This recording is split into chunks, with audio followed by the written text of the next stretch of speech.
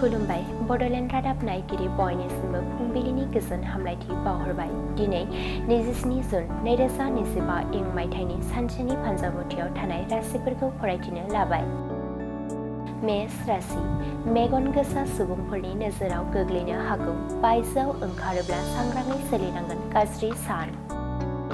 वृष राशि गेदेमा सुबुंफोरनि अनसायनाय आरो थुलुंगा होनाय मोनगोन। जिउआव दावगालांनो गोहो बोलो मोनगोन। साना गाहामैनो बारलांगोन। मिथुन राशि सोरजोंबा गाज्रियै फाव फान्दाय जानो हागौ।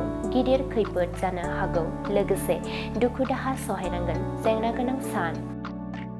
कर्कट राशि बेफार फालांगि खालामोब्ला मुलाम्फा जागोन। गोबां रां आखायाव फैगोन। नखराव सुखु गोजोन फैगोन। सिंह राशि गोजान जायगाफोराव दावबायनो मोनगोन। गोसोखौ गोजोन मोनगोन। आंगो लोगोफोरजों रंजा खुसियै सानखौ बारहोहरनो हागोन।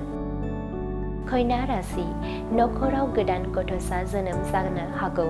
बयजोंबो अनज्लायनाय गोरोबलायनाय फैगोन। रंजा खुसिनि सान। तुला राशि गोजान जायगायाव दावबायहैनो खाबु मोनगोन। नुफेरै मुवा बेसादफोर नुनो मोनगोन। साना रंजा बाजायैनो बारलांगोन। वृश्चिक राशि बिसि फिसायनि गेजेराव दावराव दावसि जानो हागौ। सानै हयै बाथ्रा बुंनांगोन। गुबुननि बाथ्रा खोनासङैया गाहाम। धनु राशि बेसेन गोसा मुवा बेसाद गोमाजानो हागौ। जेरावखि थाङा सांग्राङै सोलिनांगोन। हेंथा गोनां सान। मकर राशि नखरनि आंगोफोरजों लोगो मोनगोन। अनज्लायनाय गोरोबलायनाय गोजोन खौसेथि फैगोन। गाहाम सान। कुम्भ राशि गावनि अहंकार आखुनि थाखायनो गिदिर खैफोद जानो हागौ। नखरनि एबा देरसिन सुबुंफोरनि बोसोन लायोब्ला गाहाम जागोन। जेंना गोनां सान। मीन राशि आनजादाव उथ्रिसारनो हानाय नङा। गोसोआव गोबां दुखु मोनगोन। साना गाज्रियैनो बारलांगोन।